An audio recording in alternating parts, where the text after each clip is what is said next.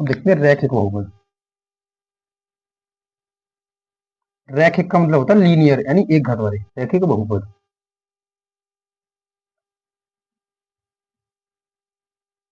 Linear polynomial, polynomial. देखो तो ये क्या होता है, लीनियर पॉलिनोमियल क्या होता है, यानी कि रैखिक बहुपद होता क्या है। ठीक है, देखो वह बहुपद, रैखिक का मतलब होता है जिसकी घात केवल एक होती है। देखो इसके बाद लिखते हैं ऐसा बहुपद, ऐसा बहुपद जिसकी घात केवल एक होती है, रैखिक बहुपद कहलाता है।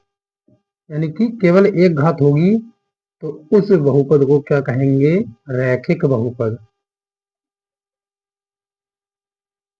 रैखिक बहुपद कहलाता है।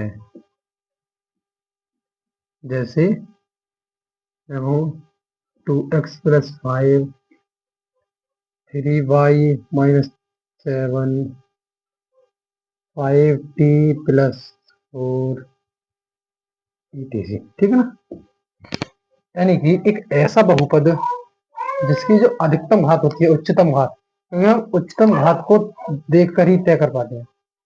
ठीक है, तो उच्चतम घात जो होती है वो एक होगी, तो ऐसा बहुपद क्या कहलाता है, रैखिक बहुपद कहलाता है। ठीक है, देखो और अगर हम इसमें कहें, जैसे इसमें तो केवल एक घात है, अगर मैं कहूँ जैसे 2x² - 7, या फिर और इसमें प्लस में 5x भी दे रखा है, तो देखो इसमें अधिकतम घात क्या है, इसमें अधिकतम घात घात जो कितनी है, 2 है। तो ये जो है रैखिक बहुपद नहीं हो सकता, ये रैखिक बहुपद नहीं हो सकता। क्यों नहीं हो सकता, क्योंकि इस बहुपद की घात 2 घात मानी जाएगी, इसकी क्या मानी जाएगी, 2 घात। ठीक है ना, तो उच्चतम घात को, जो उसकी उच्चतम घात होती है उसी को देखकर हम बताते हैं कि उसकी घात कितनी है। तो मैं कह रहा हूं जिसकी घात केवल एक होती है उसे रैखिक बहुपद कहते हैं।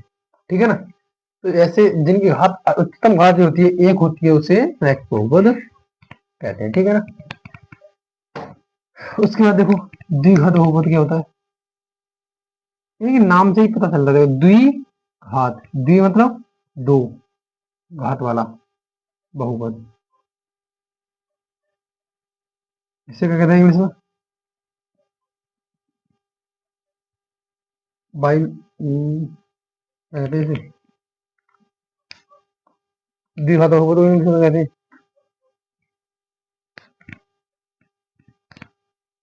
क्या कहते हैं इसमें, क्वाड्रेटिक पॉलिनोमियल, क्वाड्रेटिक क्वाड्रेटिक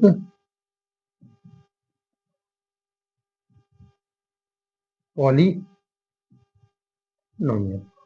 ठीक है, तो देखो ये क्या होता है,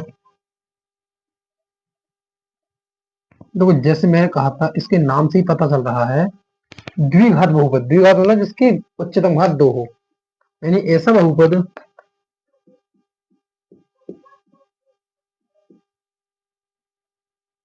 ऐसा बहुपद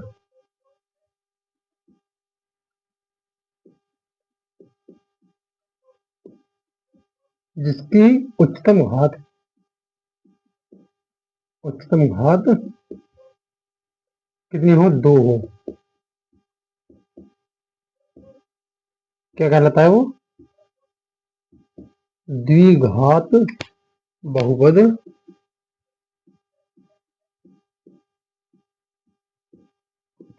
कहलाता है।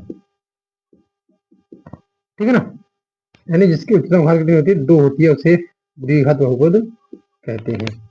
जैसे उच्चतम घात लिखते हैं 7x-3x² + 5, ये देखो। ठीक है, ये लिखिए। देखो तुम यहाँ देखोगे कि एक्स की घात 1 है, लेकिन आगे चलोगे तो आगे देखो एक्स की घात कितनी है, 2। तो मैंने कहा था हम किसी भी बहुपद की उच्चतम घात को देखकर, मतलब उच्चतम मतलब जो सबसे ज्यादा घात होती है, उसे देखकर ही तय करते हैं कि उसकी घात कितनी है। तो इसकी घात देखो, उच्चतम घात यानी अधिकतम घात कितनी है, इसकी 2 है। तो इसीलिए ये कैसा बहुपद हो जाएगा, द्विघात बहुपद हो जाएगा। ठीक है, ऐसे ही हम गए 7t² प्लस 5t-6। अब देखो इसमें देखो उच्चतम घात कितनी है, देखो t की घात यहाँ पर 2 है और यहाँ पर t की घात 1 है। तो अधिकतम घात क्या है t की, 2। इसलिए ये भी एक द्विघात बहुपद हो जाएगा।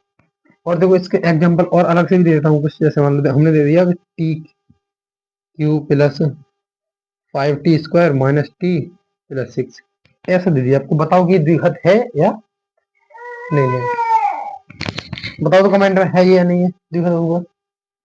देखो मैंने कहा था सबसे अधिकतम घात देख लो, इसकी अधिकतम घात यहाँ पर है 2, यहाँ है 3, यहाँ पर है 1। तो अधिकतम घात कितनी होगी इसकी, 3। इसलिए ये जो है द्विघात बहुपद नहीं है, क्योंकि इसकी अधिकतम घात कितनी है, 3 है। और हमने बताया था द्विघात बहुपद होने के लिए उसकी अधिकतम घात कितनी होनी चाहिए, 2 होनी चाहिए। ठीक है ना, तो इसलिए ये जो है एक द्विघात बहुपद नहीं है। ठीक है, अब देखो अगला है इससे द्विघात बहुपद, जैसे त्रिघात बहुपद, मतलब इसकी घात 3 होती है, त्रिघात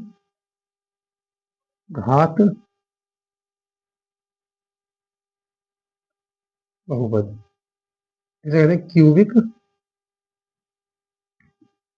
पॉलिनोमियल। क्या कहते हैं, क्यूबिक पॉलिनोमियल।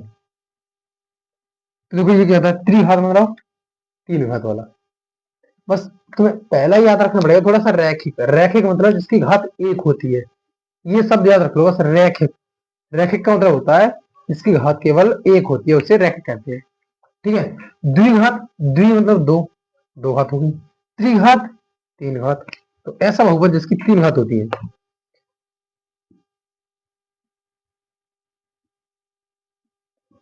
ऐसा बहुपद है जिसकी अधिकतम घात, जिसकी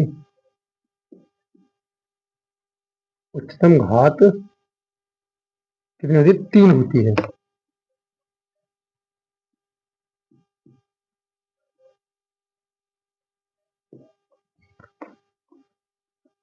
त्रिघात बहुपद कहलाता है।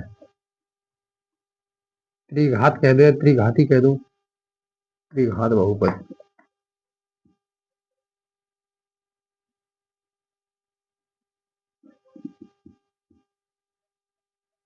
कहलाता है। ठीक है ना, जैसे एग्जांपल दें हम इसके, मतलब 3 घात होनी चाहिए, जैसे 5y³ - 3y। तो देखो ये क्या है, इसमें y की घात, अधिकतम घात कितनी है y की, 3 है। तो ये कैसा बहुपद हो जाएगा, त्रिघात बहुपद। ऐसे मैं कहूँ 8z - 7z³ + 5। तो देखो इसमें z की अधिकतम घात कितनी है, यहाँ पर 1 है लेकिन यहाँ पर 3 है, इसलिए अधिकतम घात जो है 3 है इसकी। तो ये भी एक त्रिघात बहुपद हो जाएगा। ठीक है, देख लो ऐसे चतुर्थ घात होता है, तो चतुर्थ घात मतलब 4 घात वाला, ऐसे आगे और भी उतरेगा। ठीक है, तो सिर्फ इतनी याद रखो, रैखिक, द्विघात और त्रिघात। 4 घात होते हैं उसे चतुर्थ घात कहते हैं, उसे छोड़ो बाकी, है ना।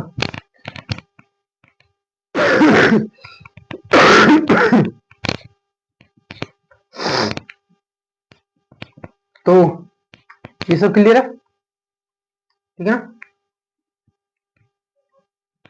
देखो रैखिक बहुपद क्या होता है, जिस बहुपद की घात 1 होती है उसे रैखिक बहुपद कहते हैं। द्विघात बहुपद क्या होता है, जिसकी जो घात होती है वो 2 होती है, जिस बहुपद की घात 2 होगी उसे द्विघात बहुपद कहेंगे। और जिस बहुपद की घात 3 होती है उसे त्रिघात बहुपद कहते हैं। और घात निकालना मैंने इससे पहले बताया था आपको, घात निकालना कैसे, घात निकालते हैं। मैंने कहा था किसी भी बहुपद की घात, जो घात उसकी सबसे ज्यादा होती है वही उस बहुपद की घात कहलाती है। ठीक है ना, तो मैंने घात निकालना पहले बता दिया था।